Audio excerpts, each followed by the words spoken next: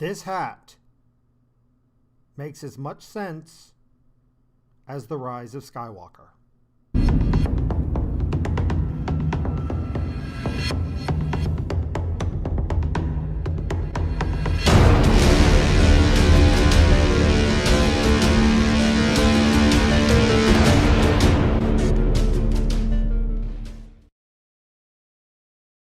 Greetings and salutations, I am Unthoth Neverborn, the abyss that slumbers, and welcome once again to my 238-part series where I slowly go insane on the internet and eventually you watch my brains dissolve and slosh out of my ears.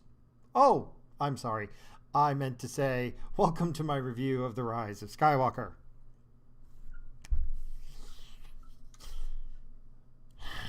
Let's get this party started. We pick back up at Rey going into Kylo's private quarters, and she finds the dagger, picks it up, hears a woman screaming, and realizes that all women everywhere are constantly oppressed and that she has to smash the patriarchy. At least that's my interpretation. I got no freaking idea why she's hearing screams. I mean, what the hell? Is this like that video game that just came out where the guy's got forced psychometry? What the fuck? Okay, the Force can just do anything now. Oh, pick up a dagger, I can see into the past, I think.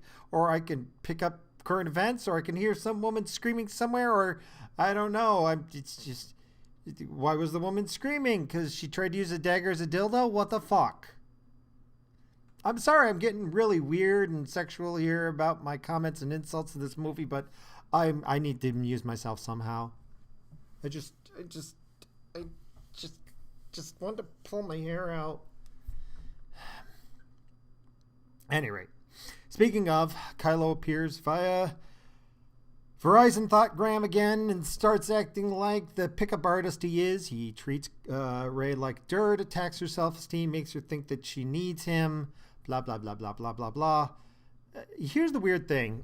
There obviously is no abusive relationship here. Okay, why am I bringing that up? There's this article about how Kylo is glorifying abusive relationships. Okay, side note, they're not in a relationship, they're enemies. Of course Kylo is abusing Rey. He's evil. Okay? Evil. Spelled with 3 E's. Not to be confused with those people with evil with 1 E. Those guys are rank amateurs. This guy's a professional.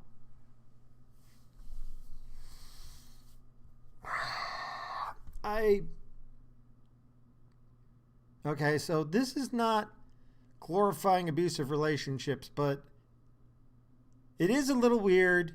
I mean, we'll discuss this more later near the end, but at any rate, I just want to smack Darth Meaty Butt upside the head and tell him, don't stick your dick in crazy. And because it does appear like he's trying to stick his dick in crazy.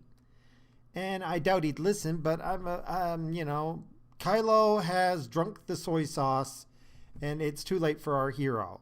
Both him and Finn. They're both getting that like, this is like Twilight, where everybody wants to bang the girl, except unlike Twilight, the girl everybody is lusting after for some sort of weird platonic relationship. She actually has some facial expression and acting ability in this movie. So I don't want to lower this movie to Twilight. I know some people like, that movie was great, the whole trilogy stuff, but no. That's a romance. The twisted romance novel thing. And if you're saying, what do you know about twisted romance novels, Bob? Oh, it's quite simple. I deal with a lot of books. I mean, I've done a lot of ghostwriting. And I'll ghostwrite anything, including cheesy novels.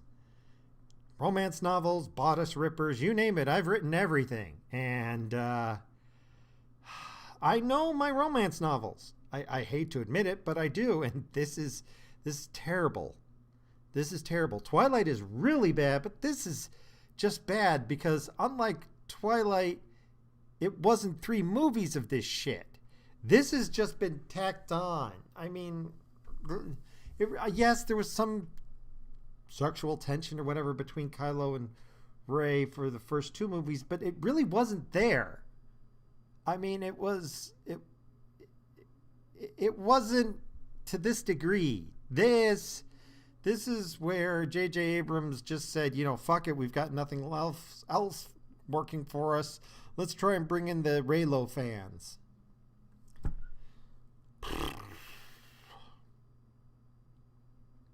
At any rate, somehow they start to have a lightsaber fight over the Skype call because Force. Okay, just because Force. The Force can do anything now. It's magic. Okay, before the Force was subtle.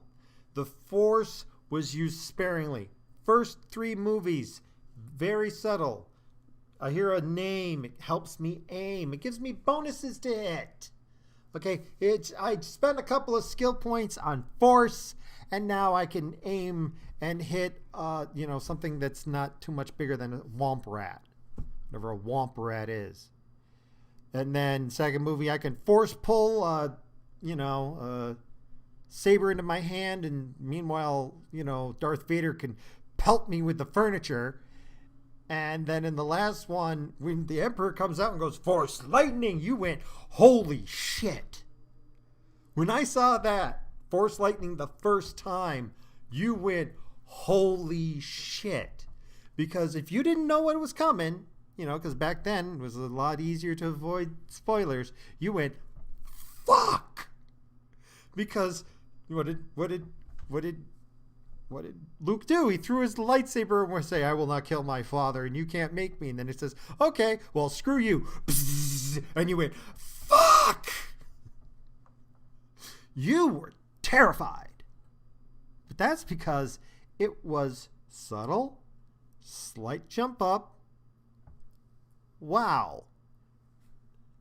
Now we've got, I could do anything. I can lift an entire mountain of rocks and make them float everywhere without even trying, to I am a god. Force makes you God. Someone told me, well, the very first movie, Vader says, don't be proud of your technological terror, for it is nothing compared to the power of the Force. And certainly, if it's nothing compared to the power of a Force, the Force should be able to blow up a planet, shouldn't it? Which has a certain amount of logic. I'm not going to slam that. I'm not saying that theoretically the Force should allow you to blow up a planet, but you got to earn it. You have to earn blowing up a planet with the Force, or an entire space fleet with your hands. There's no scale. Nothing. There's no gradient.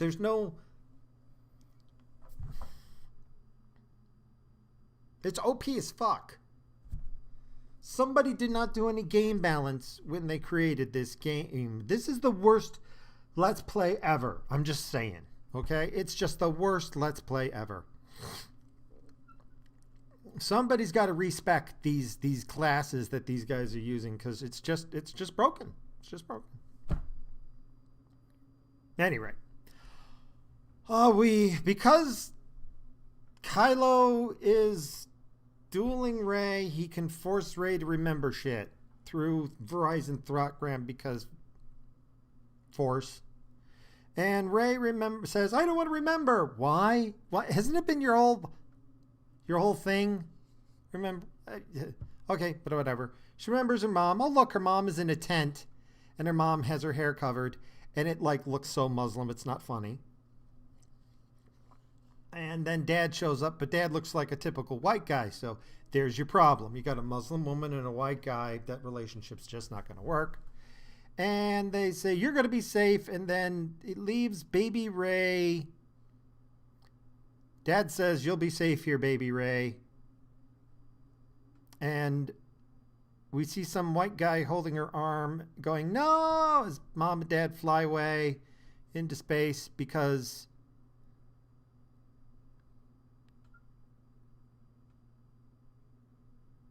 isn't Rey the force sensitive one? And if they're afraid of Palpatine finding them,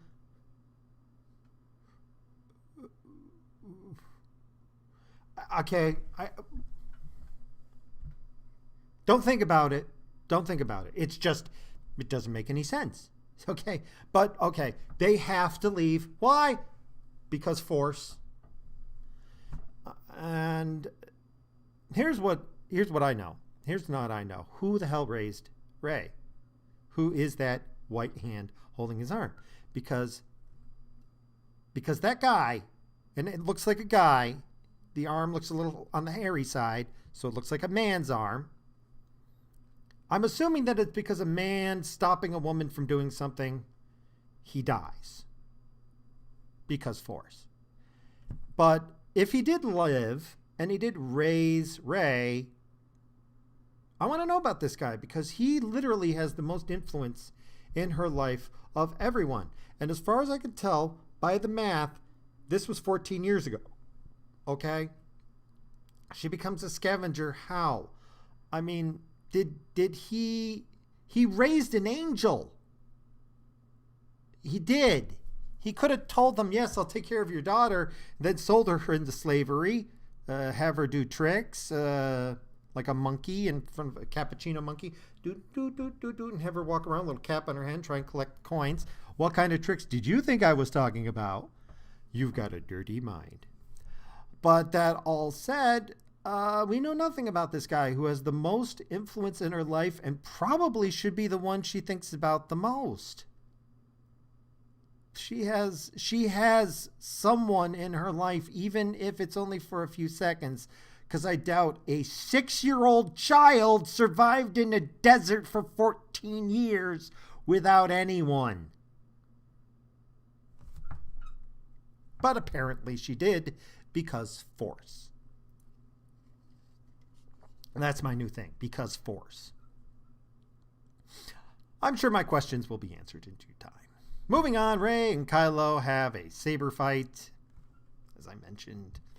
How Kylo is able to maintain the Verizon Thoughtgram and fighter, I got no idea. The power levels just come and go as the director needs. Rey can blow up ships with her mind, and Kylo can rape minds. I'm assuming that's it. They've just got whatever. At any rate, we find out the rest of the Scooby Gang is going to be killed by General Pride. Pride says, take them off and kill them. General Pride commits the number 12 rule of Evil Overlord. Just never leave the heroes. Kill them in front of you yourself. Don't let somebody else do it. But, okay. General Pride, you know these guys are the friends of the scavenger, Rey. And how about this? You lock these guys up. You take a picture. You broadcast it via hologram out the front of the ship over the city. And I know they can do this because it's done in Solo, I believe. I don't know. I'm guessing here, but I'm pretty sure it was Solo. Might be wrong. Correct me if I am in the comments below. And then have a big speaker go, Rey, we got your friends. Turn yourself in or we kill these fuckers. Starting with the Wookiee. By the way, they cut off Wookiee's arm, take it to a window, toss it out, and film it falling to the city. A little dark. Yeah. Excuse me, got a bit of meat stuck in my teeth. No, I'm not editing it out. That's how little respect I have from this movie. Anyway. But no, something smart like that, no. General Pride says terminate them and leaves it up to Hux to do it. Why? Because he knows this is the last movie and they're running out of time because they've already passed the halfway mark. So Hux knows there's no point in doing anything long term because it won't work. Because Force. Okay. We got back to the fight. Rey accidentally destroys the stand in which the mask of Vader is lying on, falls to the ground, and appears on the planet. How rules, whatever, stuff falls. Kylo goes, "Oh, you're in my room," and he ends the call. Rey gets really emotional in the fight. Apparently, this is Rey's weakness, emotion. If she has emotion, she loses it and she's not as strong. I think. It's hard to tell. The rules don't work, but apparently Rey, when she gets upset, fear leads to anger, anger leads to hate, hate leads to blah, blah, blah, blah, blah, something, something, dark side. Rey gets a look of horror on her face. There actually does appear to be some acting occasionally. And she realizes that she isn't going to have time to strip naked, put on one of Kylo's shirts, and roll around in his bed while singing "I Don't Want Anybody Else." When I think about you, I touch myself. I touch myself. I honestly do. I touch myself. I really, really do. I touch myself. Come on, everybody. You know the words.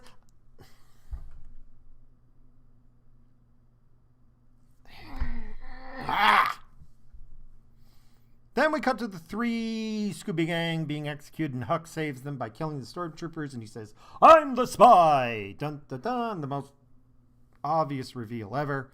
And Poe says, "I knew it," and Finn says, "No, you didn't." And I think Poe is saying "I knew it" because he's speaking as the audience.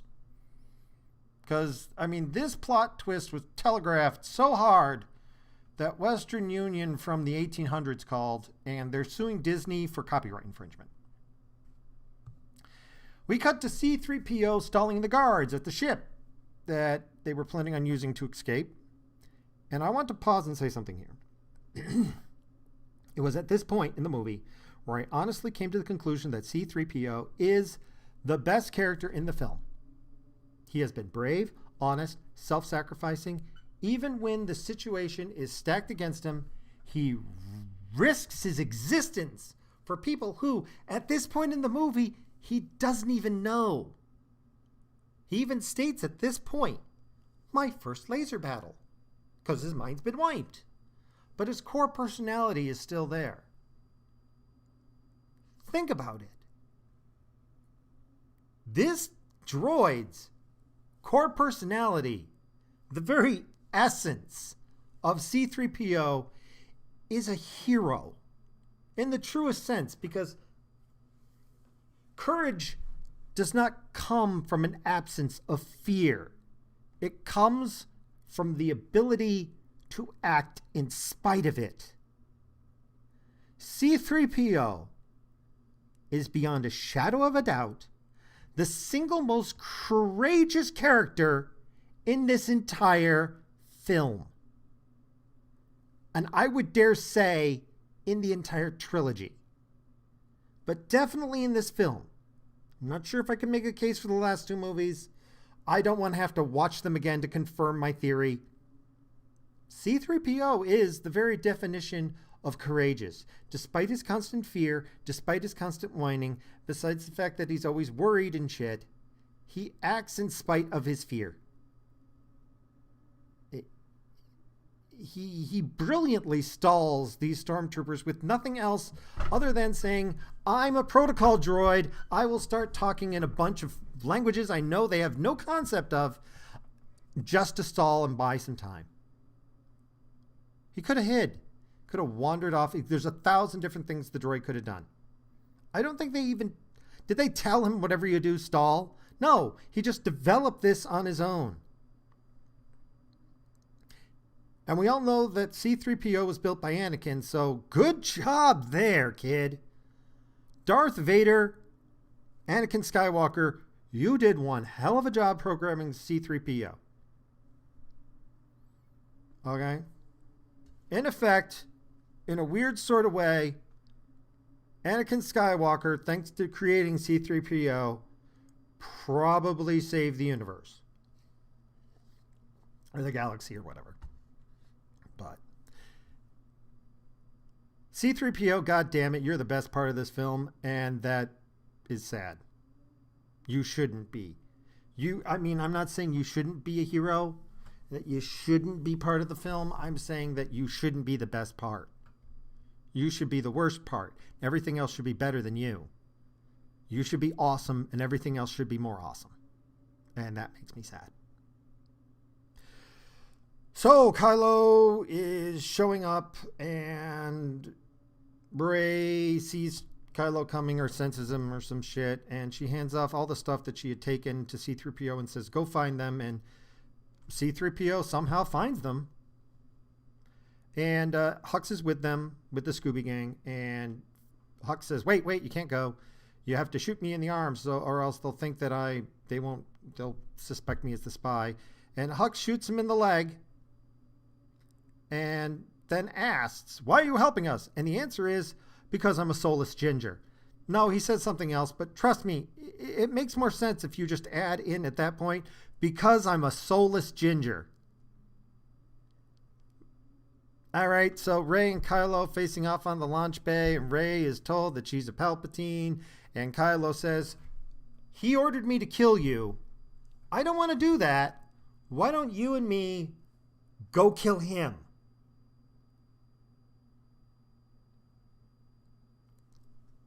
Now, I'm going to pause for a second here and go, I would have been really damn tempted to say, okay, let's go do that.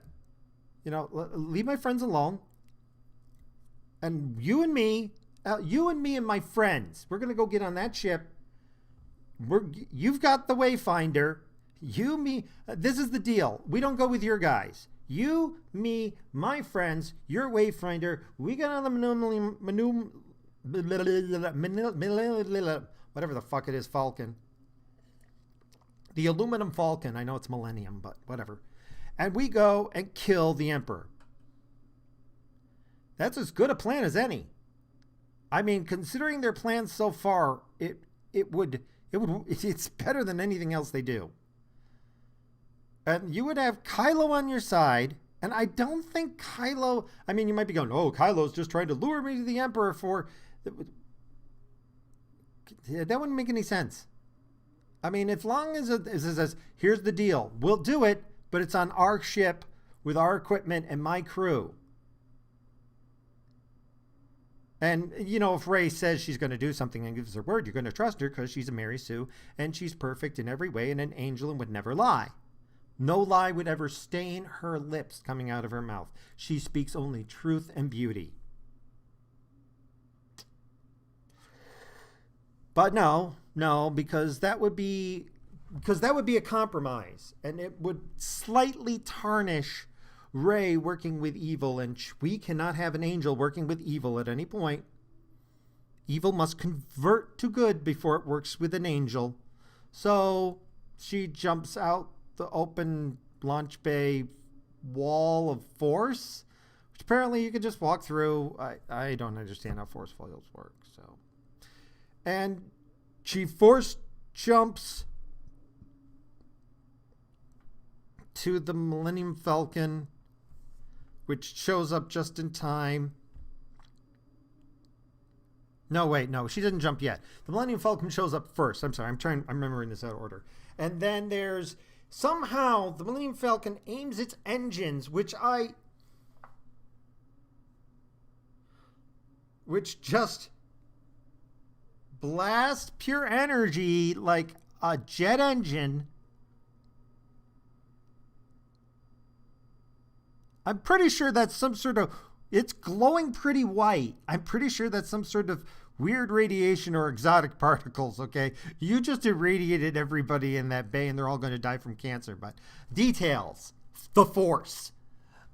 Somehow they managed to blast the engine over Rey's head and get everybody else past her and blow them back in there, except for Kylo, who just, I don't know, does a Wolverine and stabs his claws into the frickin', floor of the launch bay and uses his adamantium claws to hold himself in place, because that makes as much sense as anything else. And then Rey just jumps out and gets on the Millennium Falcon's gangplank and they fly off. And even though I miss it, somehow the landing gear gets shot at this point. We don't know how. and they go straight to light speed from inside a gravity well. I know I ignored it when I mentioned it the last 3 times. But you're not supposed to light speed inside a gravity well. It stops you. Gravity wells get in the way of light speed. You can light speed into a gravity well, but you can't light speed out of it. That's how the interdictors stop you and create areas where you cannot, like, I know I'm talking about, see, here's the thing. I'm not even a big Star Wars fan, and even I know about this shit. All right. J.J. Abrams, you had access to unlimited amount of money. You couldn't hire somebody. I would have worked for free. Okay? If J.J. Abrams had sat me down and I got to see a cut of the movie before it was released, and we had, 6-9 months for reshoots, I would have gotten on my knees and said, J.J. Abrams, I beg of you, I will work for free. I will pay you. Let me redo your movie so it doesn't suck. Even though there's a part of me deep down inside that wants the mouse to suffer. I do. If anybody tells you I don't want Disney burned to the ground, the ashes, where it once stood covered in salt and the ashes covered in a carpet of spiders, they'd be lying. I want that. But even as much as I hate Disney, I would like Star Wars to survive, even though I don't know if it can. So I would help you. And I'm some hack ghostwriter, and when we get to the end of this, I will tell you what I would have done. And what I would have done would not have changed too much, but I assure you, when you hear my ideas, you're going to go, I would have paid to see that movie. I guarantee you. I'll save it for the final video, an epilogue. What I would have done different, I'll try to do it at the end. And then you guys can tell me at the bottom whether or not you would have seen my movie, because it really doesn't change that much. I would have kept a lot of scenes in this movie. I would have changed a few of them slightly, probably would have shot them differently, but my plot line is definitely something that would have brought you in, and that's a little teaser. I might even drop some of the teaser as we go along. At any rate,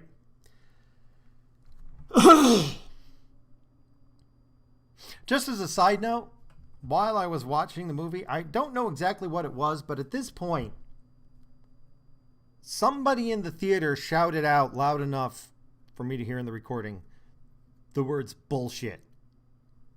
Out of nowhere. There's bullshit. So I'm not the only one pissed watching this movie.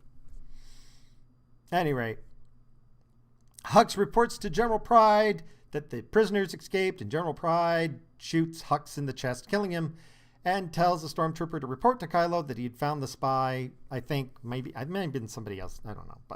But did you catch it? Did you catch it, huh? Did you? Because it's a little subtle there. I'm gonna point this out to you because you probably missed it. Hux was killed by Pride. Get it?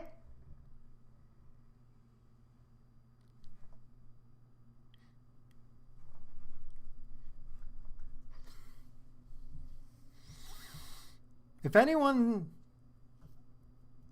says that JJ can be subtle and it's in his toolbox, I point to this and say nothing else. I just will show them this scene, and then I will say, you think JJ can be subtle? Exhibit A, the defense, the prosecutor rests. By the way, if he really did think that Hux was the spy, why kill him? How about you interrogate him and find out how he was getting the messages to the rebels? Or how about you find out if he was working with anybody else? Because what sort of chicken shit outfit is this? Because I'm supposed to think General Pride is the new badass leader, except he can't think more than 3 seconds in front of himself. He's an idiot. Or he knows the movie's coming to an end soon. They don't have time for long-term planning. And he's not even worth the finishing this rant. He really isn't. But moving on. We cut to the heroes escaping. And Rey is trying to fix the landing gear. And she has this 1,000-yard stare about how the Emperor killed her parents, and she vows to find and kill them. And Finn gives this speech about, I know you. This doesn't sound like you, Rey. And this is the point I realize we're in a Disney film, because that sort of childish morality is what I would expect. Where, no, you can't kill the bad guy who murdered your parents. No, kids, listen. If I know this isn't made for children, but in the odd chance someone with a childlike mind is watching this, someone murders your parents and the police can't catch them, and they're an interstellar warlord criminal who's murdered billions, possibly trillions. It's okay to kill the fucker. Okay, there's this thing called the moral event horizon, where, kind of like a black hole, once you pass it, there's no coming back. Palpatine passed that 8 movies ago.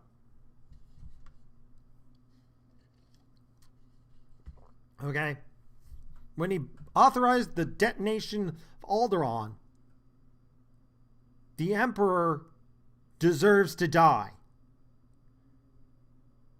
And by that same reckoning, Kylo deserves to die. Kylo helped blow up 5 planets.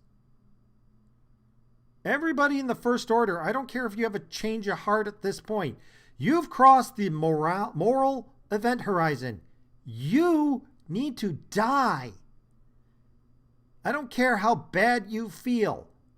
And if you're against the death penalty, fine. Lock this guy in a very narrow cell with a toilet that doesn't have a lid, and make him sit there with nothing but a toilet, a sink, in a tiny cell, and maybe if you're generous, you can give him a bed.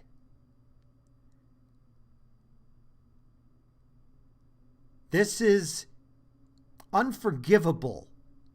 There is no coming back from what these people have done. None. There is no redemption. When you say Luke redeemed Vader, no, not really. I mean, he may have turned him from the dark side, but Vader still needed to die. Or at the very least pay for his crimes. He died on the ship. He died, realizing he was an idiot. Or that he shouldn't have been evil. Okay. But it doesn't excuse what he did and doesn't absolve him of the need to be punished. How many lives, how many families, how many people were off of Alderaan, not on the planet when it blew up? How many families? Okay, if you can find every one of those people and get them to forgive you, okay, maybe I'll give Vader a pass, but I doubt it. I'm pretty sure there's at least one person in that group of survivors who would, want to torture Vader to death for several months. And that would not be wrong necessarily. Be a bit excessive, and I'd say, dude, don't waste your time, just put a bullet in his head. But that's just me. But at any rate, this is a Disney film, so Finn has to tell Rey, no, wanting to kill the murderer of billions and your parents is wrong. And this is how we know that Rey is a Mary Sue, is because she's supposed to be this good and pure and virtuous that she can't even kill a man who murdered her parents for revenge. You can't want revenge if you're a Mary Sue, because wanting revenge, you can't have any desires. And then Rey says, people keep telling me they know me, but no one does. I'm sorry, who the fuck was telling you they knew you? Because nobody knows you, Rey. You're perfect. I do not know perfection. I have never met an angel. You are not human in any way, shape, or form. You sprung forth fully formed from Zeus's brow. maybe Kylo says I know you, but that would not be they, because they is a plural. It's not a plural. Unless she's using it as the singular, genderless version as established by Merriam-Webster, in which case, please stop mangling the human language. At any rate, you know what? By the way, as a side note, I realized something as I was doing this review. The reason why it's taking so long is that there's hardly 10 seconds that go by where I don't have to stop and bitch. So, don't think it's me being nitpicky here. I'm not. There's just so much terrible in this movie, I can't move along. I mean, and I'm skipping shit. Did you know that? I am trying to cut this down to the worst. Okay, again, we flash to Rey getting a thoughtgram from the Emperor, and the Emperor states again he wants Rey dead. Okay, whatever. And he says, we'll use the massive fuck-off fleet on you, Kylo, if you don't find the girl and kill her. And Kylo says he knows where Rey's going to be. So we cut to the Falcon, and the Falcon has landed at the long end of Long Skid. Like the Millennium Falcon came in and skidded along the ground and came to a halt. Despite the fact that the only thing that got hit was the landing gear. And we know that the Falcon can hover. And I don't think it's running low on fuel. So instead of skidding in, why don't you fly in, come to a halt, and then either, if you need to land gently without skidding along the ground, or why not just have it hover? Just autopilot hover. What, it's going to run out of fuel? Okay, maybe, I don't know. But no, it comes in like,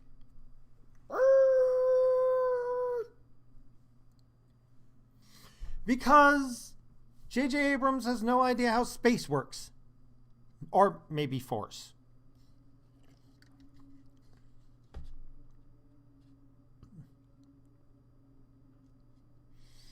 Moving on. We come to massive crashing waves before the remains of the Death Star, and there's a part of me going, how deep is this bay?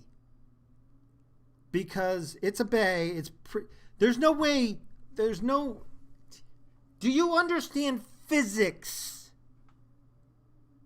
How are these, But I cannot think of any geological formation that would result in these waves. On the high seas, maybe, the depth would have to be over a mile right offshore, and if it's the cliffs, maybe the gravity's lower on the moon, but the moment I start having to write the film for you, you fucked up. At any rate, somehow a chunk of the Death Star survived hitting Endor. I could spend an hour explaining how stupid this is. This is simply, it should have vaporized. The larger the thing hitting a planet, the more energy is generated and the more vaporized it is. If you want something to survive impact, it needs to be kind of on the small side. A little bit too big to burn up, but not so big that it generates so much heat it's completely vaporized. There should be nothing left of the Death Star. There should be a 1,000-mile wide crater. This is like the impact that killed the dinosaurs on Earth. Everything on the entire moon should be dead. But Force. So, because Force, this chunk of the Death Star survives.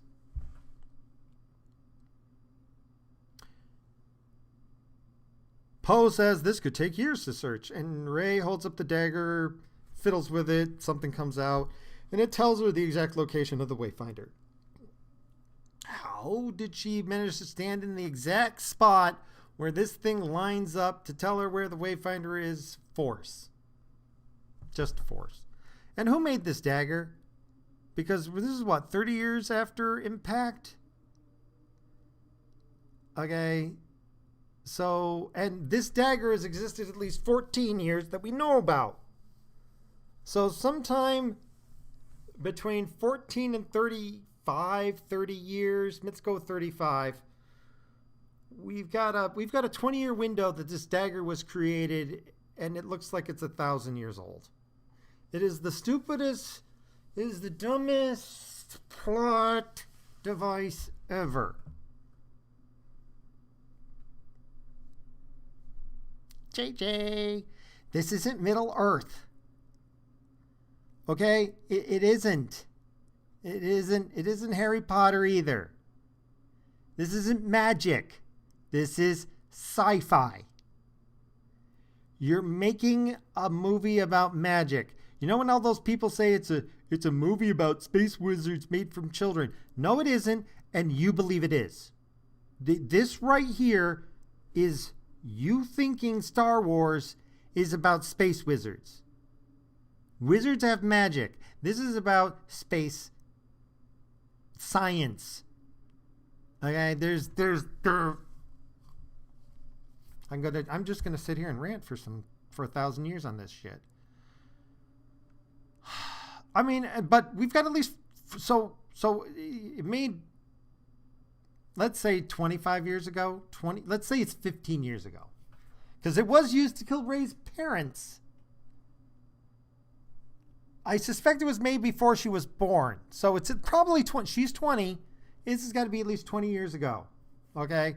In 20 years, with these massive waves, with tremendous amount of energy, these are huge waves.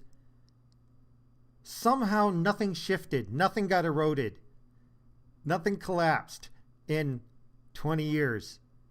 This dagger, the way it is designed to locate the Wayfinder, should be useless. But hey, Force. I just want to say, at this point, serendipity has been abused so bad that we should call the police. There should be charges pressed against JJ, and then serendipity needs to be checked into a battered trope shelter. Anyway, a bunch of people on horseback show up, and for some reason Poe freaks out and points guns at them, even though there is no reason to immediately assume they're going to kill you all, because they didn't show up with like guns drawn or shit. There's just a bunch of guys on horseback. And so Finn pulls his gun and points at him because, I don't know, because masculinity is fragile. Or force. At any rate, Diversity Hire on horseback is standing there, and she says a bunch of shit. Side note, why hasn't the Death Star been completely picked over by scavengers? Details. Force. I'm sure my questions will be answered later. But Space Lady gets up, starts talking, and she says something, I'm probably going to mangle this, says something about, we received a message from Abu Frick that you were coming. Who's Abu Frick? I missed that part. I missed it. And also, how did he know they were coming here? Did they let Abu Frick know they were coming here? Because they didn't know they were coming here until they raped C-3PO's mind. Speaking of C-3PO, C-3PO pipes up at this point and goes, "Oh, he is one of my oldest friends." How do you remember that, C-3PO? You just had your mind raped. Wiped. Reset to factory settings. You mean your factory settings includes knowing this Abu Frick?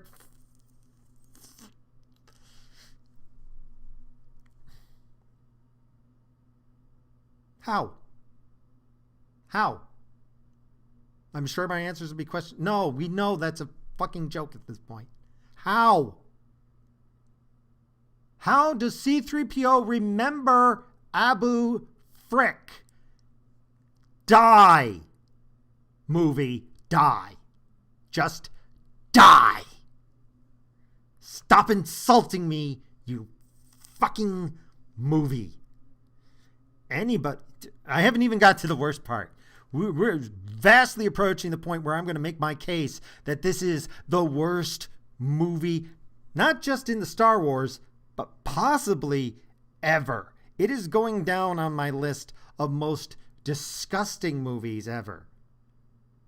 All right, not Saw level disgusting, but just fridge horror disgusting. But we'll get to that. We're getting close.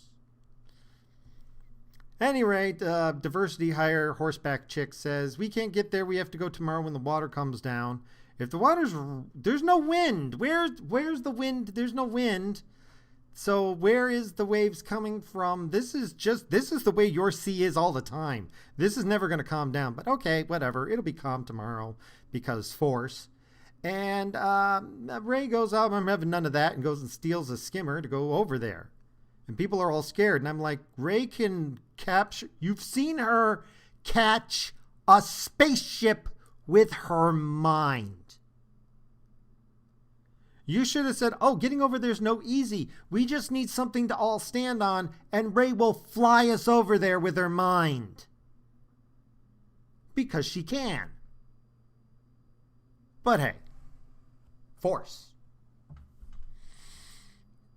We cut back to fixing the ship. Rey snuck off, and C-3PO goes, if every day is like this, and is every day like this? C-3PO asks, and Poe says, does anybody know where C-3PO's volume control is?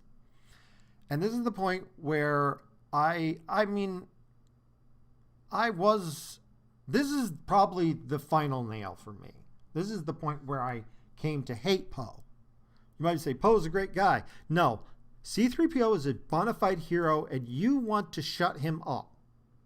You're a drug-dealing fuck. You're just a drug dealer.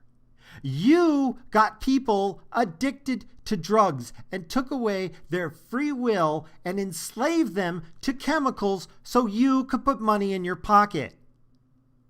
Finn was captured as a child and brainwashed. I can forgive him because he was a child and drugged and hypnotized and mind controlled. You were someone who mind controls people and rapes their free will for money.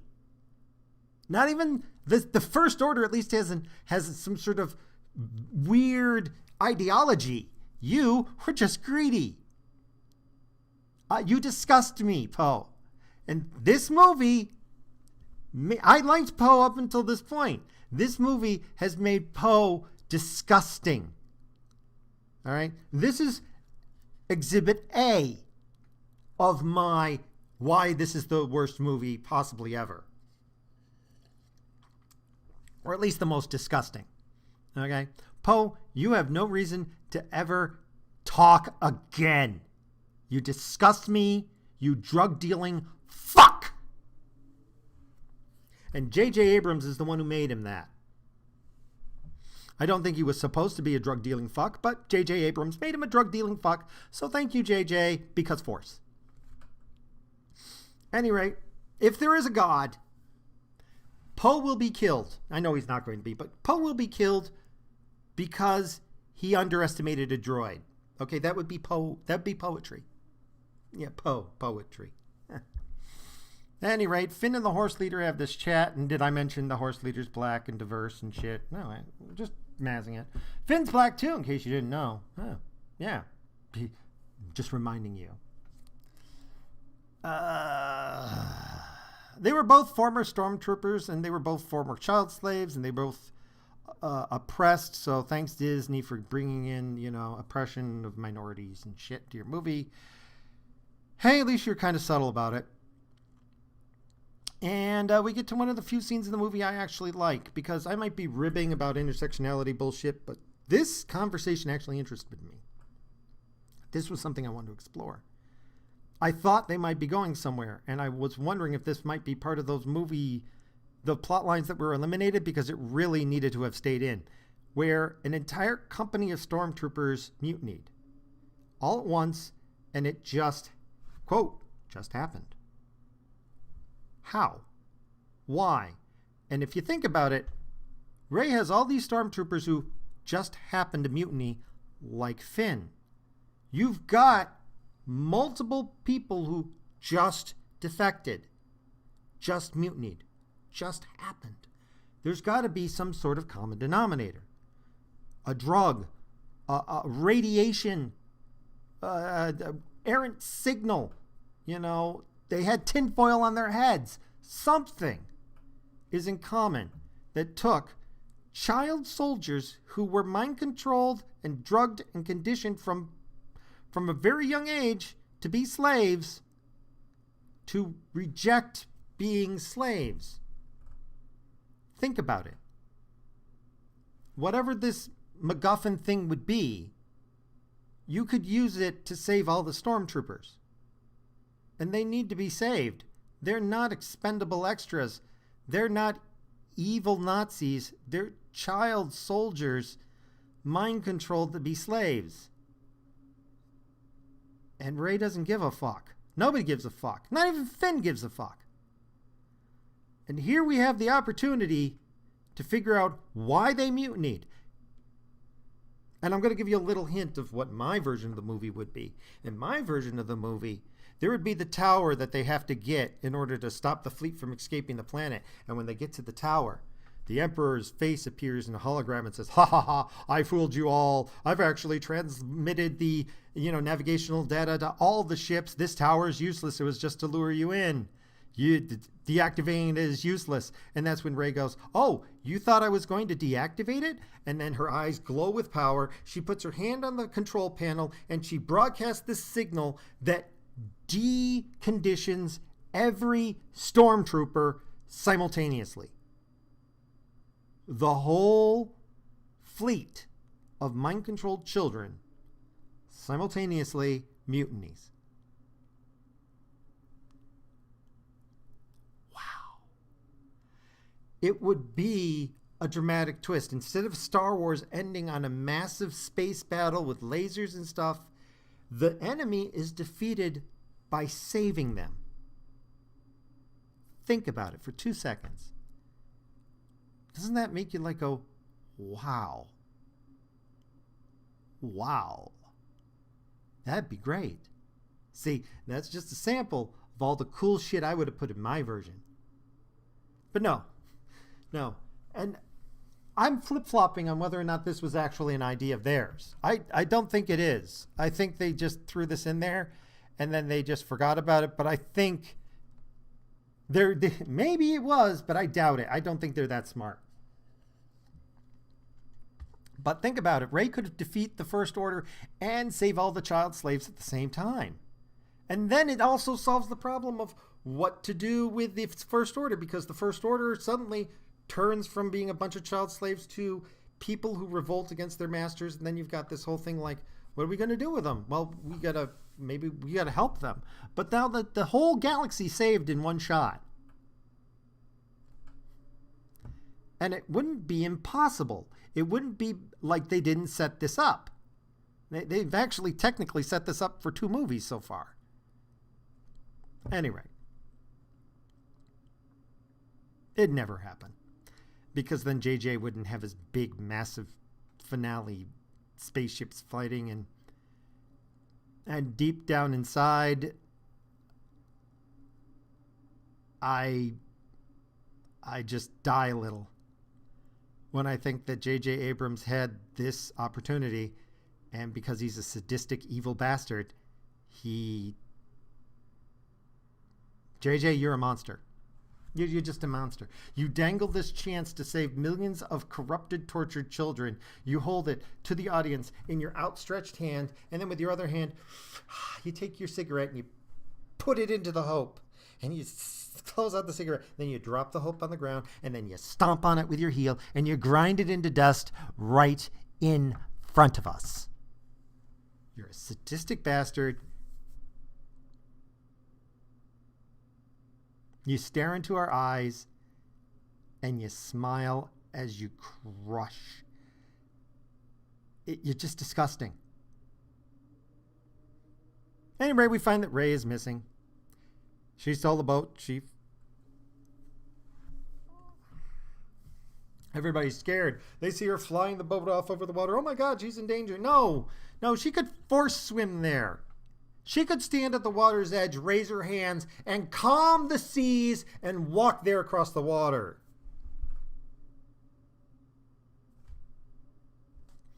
Poe and Finn have a fight for no reason. And Finn and Horse Chick go off to fix everything with the power of diversity.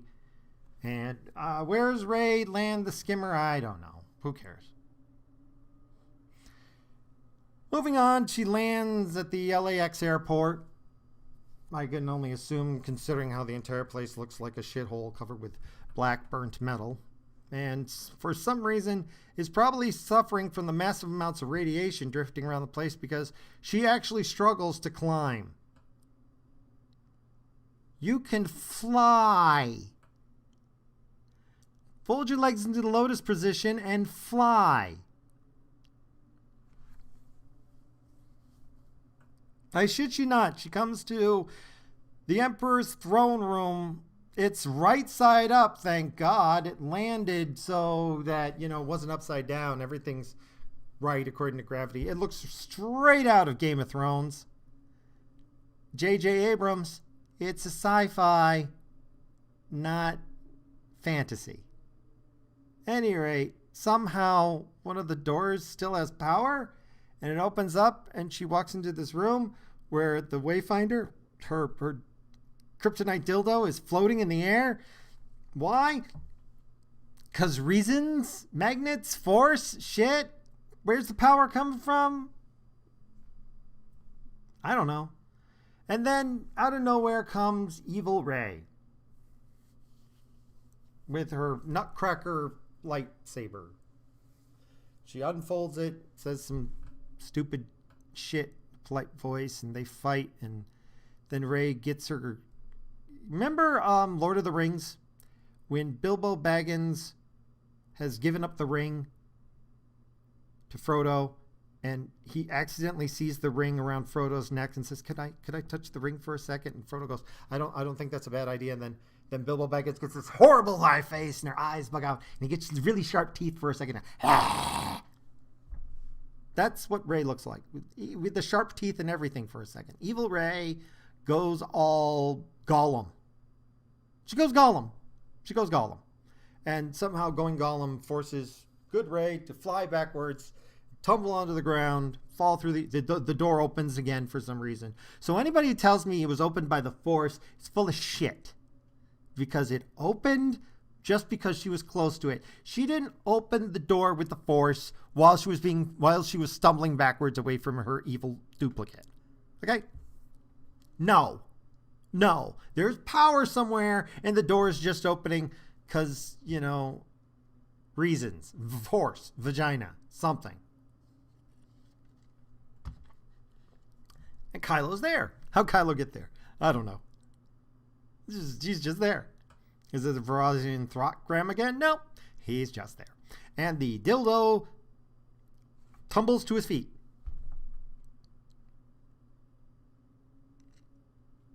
And he picks it up. And Rey gets this stupid look on her face, which I assume is her war face. She looks like an angry kitten. It is hysterical. I snickered. I made a note. This is where I laughed. I know I wasn't supposed to. That was the point where I laughed. And she says, give it to me. And I'm just sitting there and I laughed some more because it sounded so sexual. Like she was like, give it to me. And Kylo goes up on his toes for a second. Like, okay, all right, baby, I'm going to give it to you. Your dark side's going to feel my force. I mean,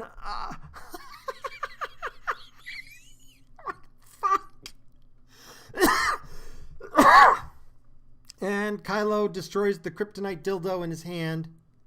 And really, she is looking really horny sexual over that kryptonite dildo. And when he destroys it, she goes ballistic. And because Rey's weakness is emotion, Kylo's kicking her ass. And Kylo, for once, seems to be winning. So obviously his plan of her weakness is having feelings Seems to be working. At any rate, we cut to Leia dropping her headset. Yes, that's right. We just switched to another planet. No apparent reason, and Leia is dropping her headset, and she's walking off for no apparent reason. And I assume that's her mom force powers kicking in or something. Charlie then looks up from riding Not Penny's boat on his hand to stare at Leia as she walks away. And everybody else is staring at Leia. And Maz Kanata shows up, and she's talking to R2.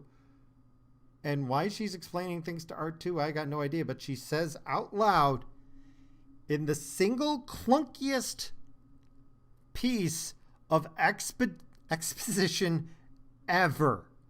I mean, this was painful to listen to. Especially since she took like 10 years to say the whole sentence. Leia knows what must be done to teach her son, to reach her son now, and it will take all the strength she has left. Maz Kanata, how do you know any of this? How? How the fuck? How?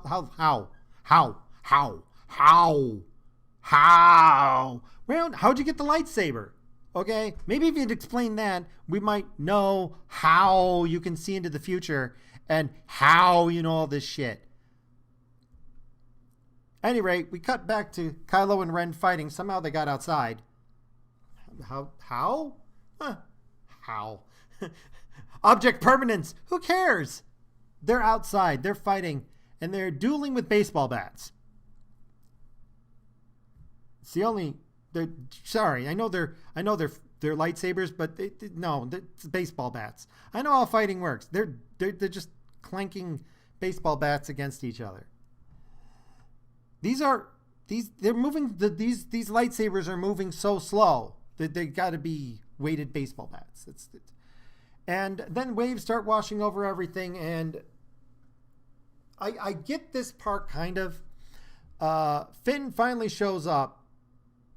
We don't know how he got through the waves. He got through the waves. Yeah, who cares? It's deadly waves that probably kill you. Somehow he manages to get here and land the craft somewhere where those massive waves don't destroy the boat. Well, whatever. And you know, I'm going to give this to the SJWs because they were talking about this. He basically goes, "Where the white woman at?"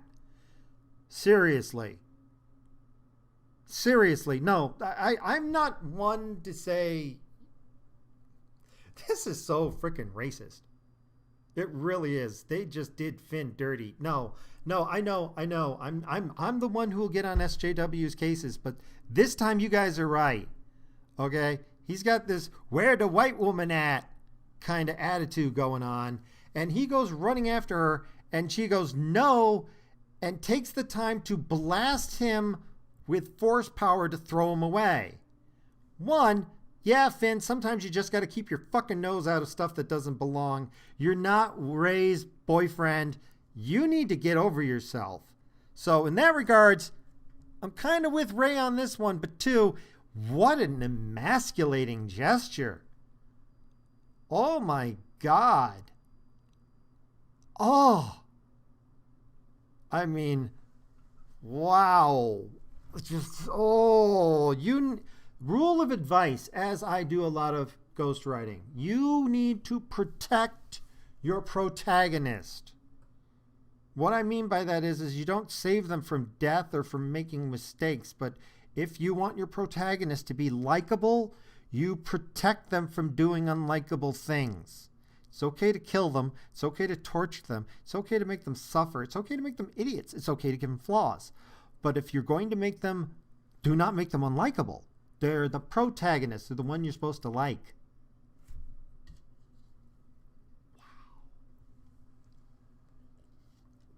This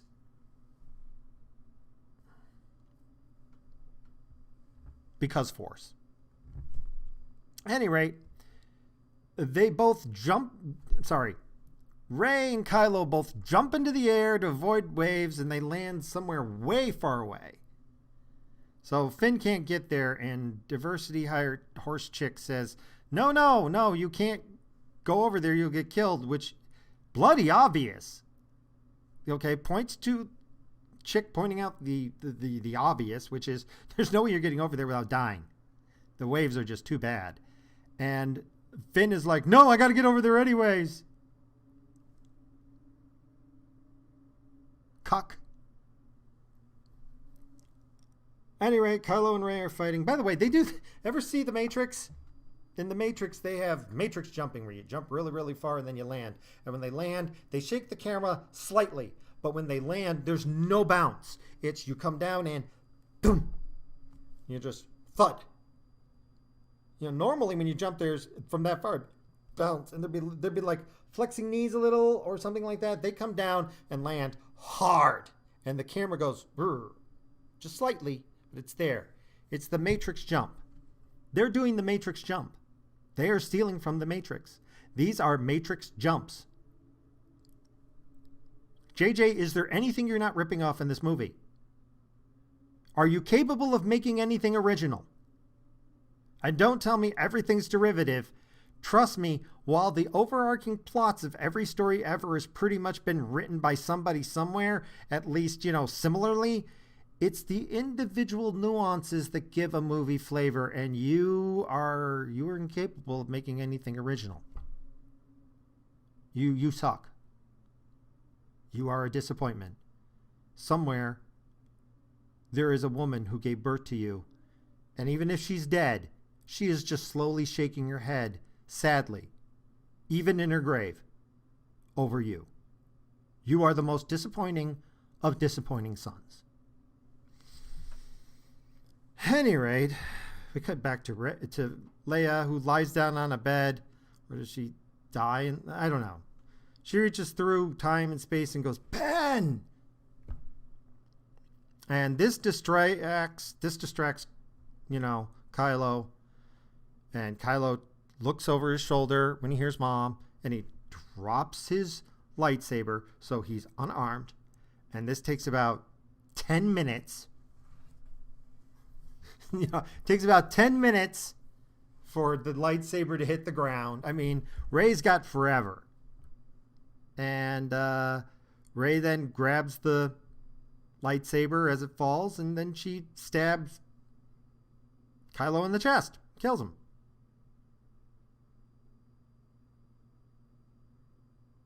Yeah. And then Leia dies, and Rey realized Leia just died and goes, oh my God, I'm an angel and I've done something bad out of anger. I'm a terrible person.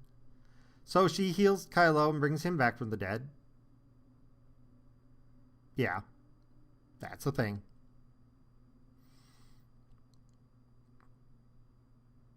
Now, Leia's dead. And this is the part.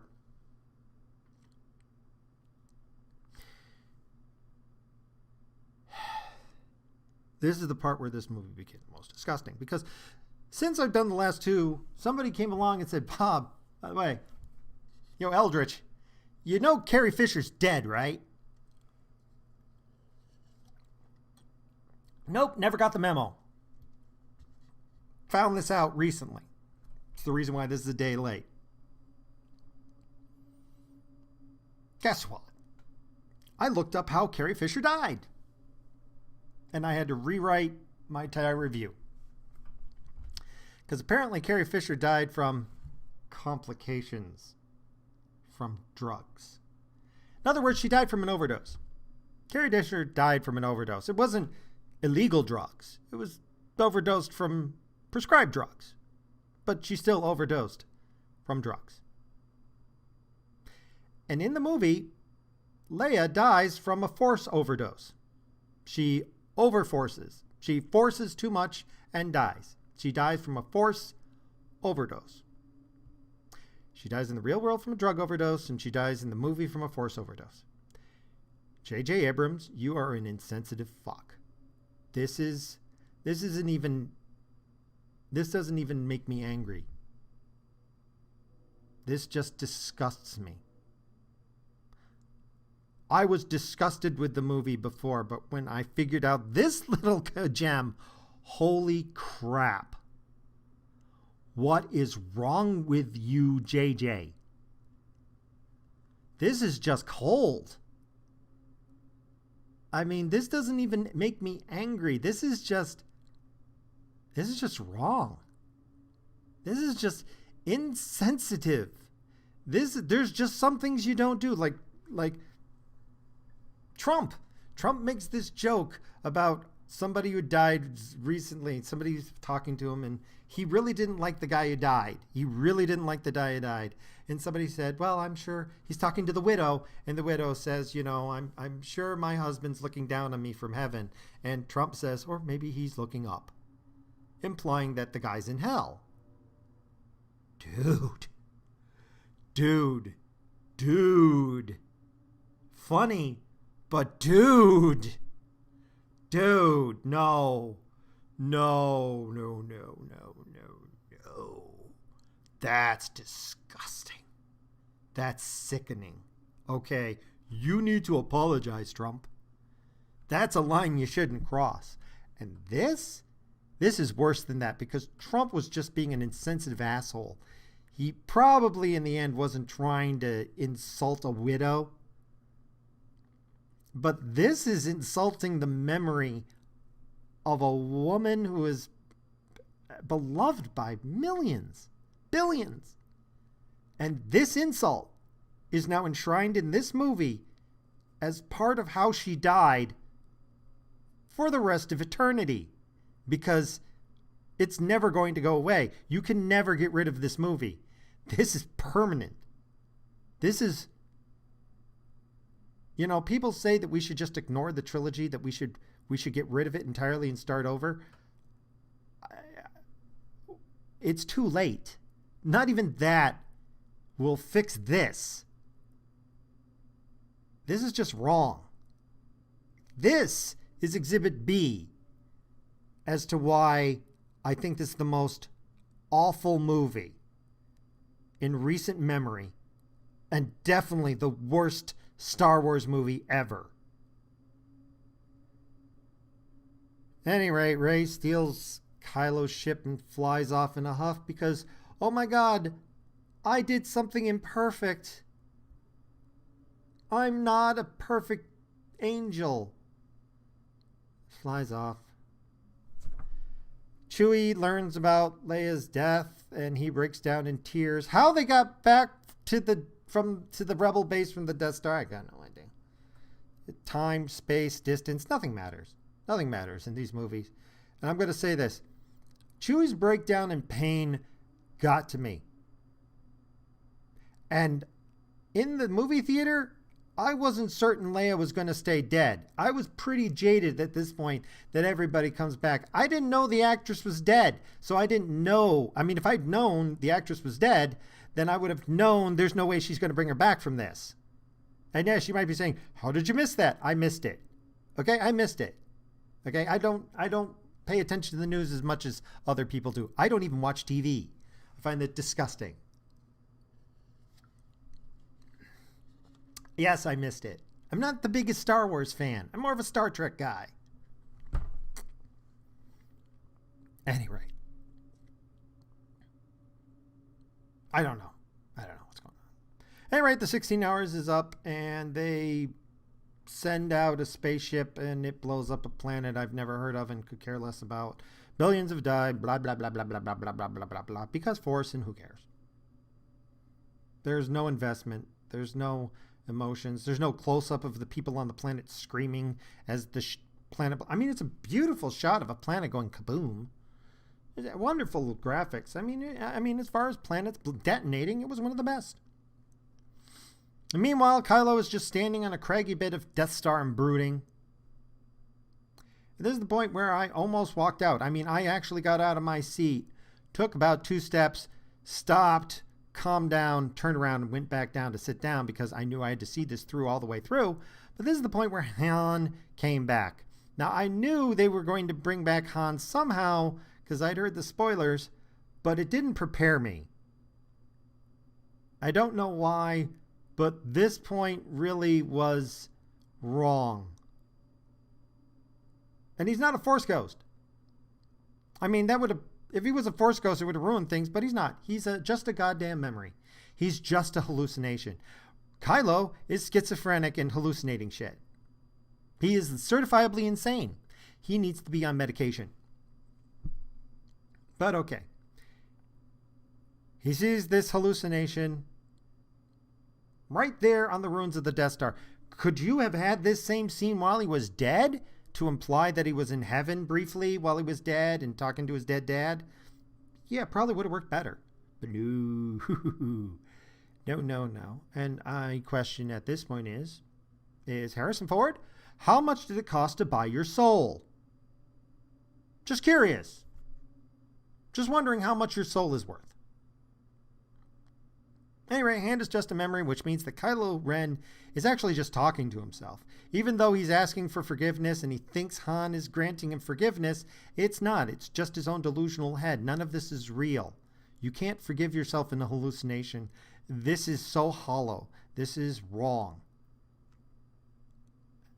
And there's a part of me that thinks, wouldn't it be cool if Han as an actual Force ghost was nearby going, no, I don't forgive you, you genocidal freak. I hope you die screaming. I wish you could see me over here. You stabbed me when I was trying to give you a hug. Go drown yourself in that sea right now. Damn it, there is no justice. You're insane, delusional, schizophrenic bastard. The best part of you ran down your mother's leg. It'd be nice. Maybe they'll put that in a Robot Chicken episode or something. At any rate, Kylo throws his lightsaber away. Why? Because it's dramatic. That sort of thing might come in handy later, you know. But no, that lightsaber's tainted. We're just going to get rid of it.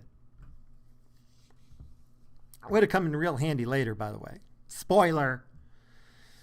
And then the Emperor sends out the ship to blow up some planet. Blah, blah, blah, blah, blah. I'm sorry, I'm jumping around here. I'm doing this from memory. I don't quite remember the order right. And then they find this out at Rebel Command, and then they realize, oh my God, every goddamn ship the Emperor has can blow up a planet, and he has hundreds, if not thousands of them. So the Emperor's won. He just sends out his massive fuck-off fleet, and the entire galaxy surrenders, or every livable planet in the galaxy vaporizes. The Emperor is now won at this point. Okay? I don't care how the rest of the movie goes. The Emperor has already won. He has. But JJ didn't get the memo. JJ puts himself in a corner here. There's no way the Emperor can lose. We find out Poe is now the active general. Didn't he get demoted? Isn't he like a schmuck? But no, he's a general now. Apparently, after getting demoted, he got promoted a year later up to general. What? Lando shows up, who's an actual general. It's General Lando. They even say it in this movie, General Lando. Shouldn't he be in charge? Because Poe is just a commander. He's just a flight leader, and they make him general. Why? What has he done? If this movie's any indication of his leadership abilities, he should not be in charge. He sucks. He's just a drug-dealing freak. At any rate, Finn starts having a conversation with Leia's corpse, and oh, I forgot something. When I redid my notes, I remember, and I left it this way because I want to point this out here. About 50 minutes ago in the movie, BB-8 reactivated a droid that was basically a hairdryer on a unicycle. And then when I was going back and redoing my notes after I found out Carrie Fisher was dead, I realized I didn't mention this stupid hairdryer since he was reactivated. That's how unimportant this hairdryer is. He does nothing up until this point. At this point, we find out the droid, for some reason, the hairdryer has the coordinates to the Sith homeworld. The coordinates aren't in the ship, it's in the droid.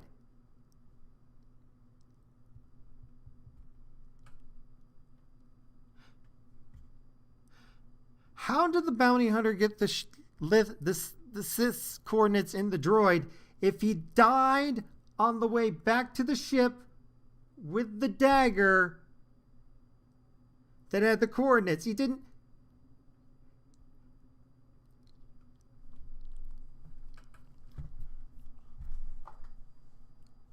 I am trying to kill JJ with my mind right now. And I hope my hatred is hard good enough.